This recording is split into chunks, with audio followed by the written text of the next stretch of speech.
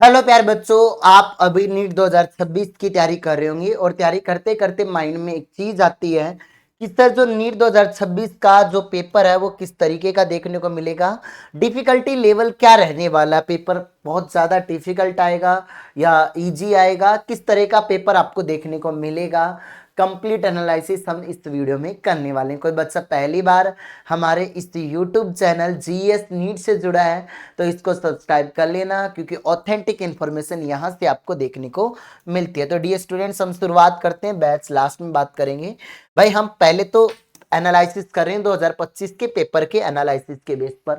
फिर हम एनालिसिस करेंगे कि जो गवर्नमेंट रेगुलर न्यू डिसीजन ला रही है कि हम पेपर ऐसा बनाएंगे वैसा, तो दोनों डिसीजन के बेसिस पर एक ऐसा एनालिसिस जो आपको यूट्यूब पर पहली बार देखने को मिल रहा है प्यारे बच्चों। तो हम लोग बात करें, देखो 2025 का जो पेपर था मॉडरेट टू टफ था। फिजिक्स वाज मतलब जो सबसे ज्यादा अगर डिफिकल्ट थी तो वो थी प्यारे बच्चों फिजिक्स थी, सुपर टफ थी। और NCERT send but conceptual differential present था आपके 2025 के अंदर। अब फिजिक्स 2026 का एनालिसिस करें तो 25 मॉडरेट से टफ चली गई थी, लेकिन मोर फॉर्मूला कंसेप्चुअल क्वेश्चन थे। लेकिन 2026 में application based plus assertion reason ज्यादा क्वेश्चन आने के चांसेस रहेंगे।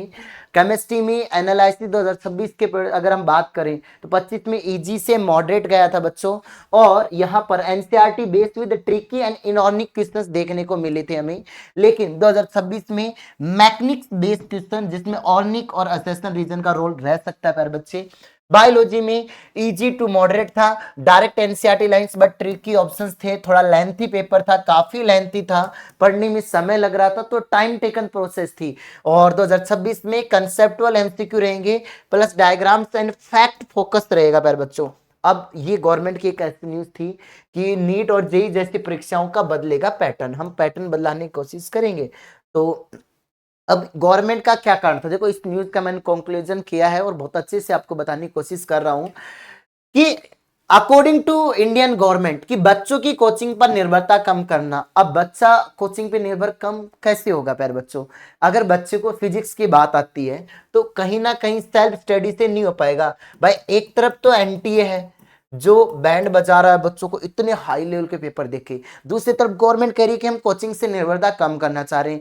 तो वो लेवल बच्चा कैसे मेंटेन करेगा, कहीं ना कहीं आपको अच्छी लेवल की प्रैक्टिस होगी तो आप करोगे ना। इनका ठीक है, ये अच्छा डिसीजन है, अगर ऐसा हो जाता है तो आने वाले समय बहुत अच्छा काम होगा कि जो स्कूल एजुकेशन है उसको मजबूत बनाने का निर्णय है। बच्चों को रटने के बजाय समझने, बस सोचने व खेलने का समय देना होगा। इनको कहने कि भाई आप रटो मत, खेलो कूदो, पढ़ाई के साथ साथ सारी व्यक्तित्व का विकास करेंगे। अब देखो, अब इनके अकॉर्डिंग कुछ बेस्ड ऑन दिस न्यूज कुछ है बदलाव बिंदु हो सकते हैं, जैसे पैटर्न में बदलाव। हर साल की तरह रटा रटाए सवाल नहीं आएगा, अब पर्सन बच्चों की बुद्धि, दृष्टिकोण और समझ को जांचने के लिए होंगे। तो मतलब हर साल जिस तरीके से आता है उस तरीके से नहीं आएगा। ये कह रहे कि हम पूरा पेपर पैटर्न ही बदला देंगे। इंडियन गवर्नमेंट बार बार न्यूज डाल रही है 11वीं और 12वीं का सिलेबस बेस। अब भाई आप अगर पेपर हार्ड लेवल का दोगे तो बच्चा एनटी पे डिपेंड, अगर पेपर आप ऐसा दोगे जिसको सब कवर कर पाए तो बच्चा ऑटोमेटिकली कोचिंगों के अंदर नहीं जाएगा।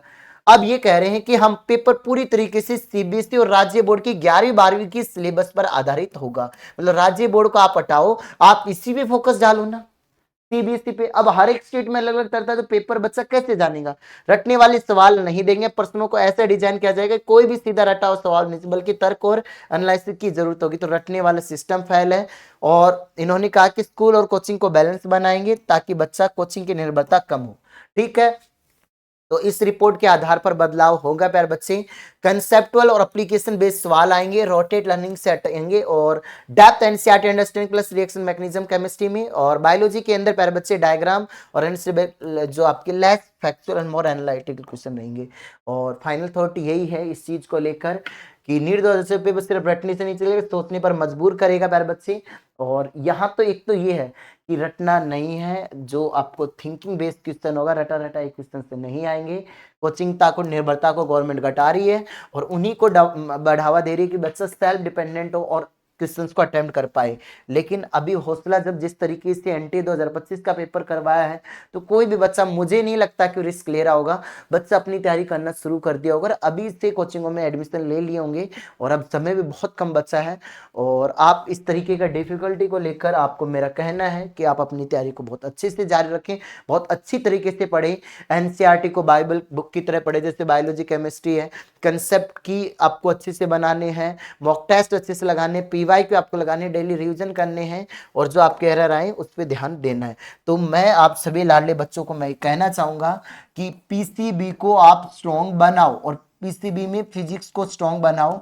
हम इसी यूट्यूब चैनल पर फिजिक्स को लेकर भी कुछ स्पेशल क्लास ला रहे हैं नीट 2026 को लेकर, तो आप इस चैनल से जुड़े रहें।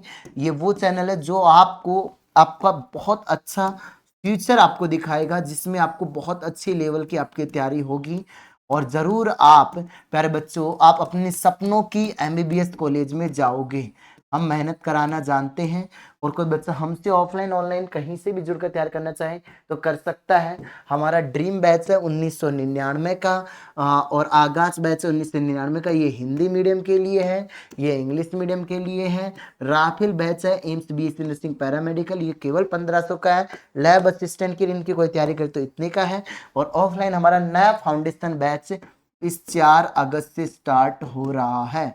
तो कोई बच्चा आना चाहे तो हमारे ऑफलाइन इंस्टीट्यूट में आ सकता है। जयपुर के अंदर हमारा सेंटर है, टीम बहुत बढ़िया है। इस चैनल पर आप टीम के डेमो वीडियोस देख सकते हो। आज के लिए इतने, धन्यवाद। जय हिंद, जय भारत, वंदे मातरम। मिलते हैं नेक्स्ट वीडियो में ऐसे बढ़िया ऑथेंटिक कंटेंट के साथ।